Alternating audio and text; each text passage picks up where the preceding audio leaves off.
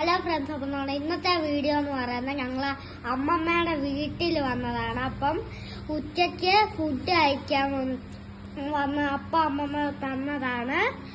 ഇത് ഉപ്പിലിട്ട മാങ്ങ, ഇത് മാങ്ങക്കറി, ഇത് ഫിഷ് ഫ്രൈ, ഇത് ചീരത്തോരൻ, ഇത് കണ്ണിനൊക്കെ നല്ലതാണ്, സാമ്പാറാണ് ഇത് മുരിങ്ങിക്ക ഉണ്ട്, ഉരുളക്കിഴങ്ങുണ്ട്, ക്യാരറ്റ് ഉണ്ട്.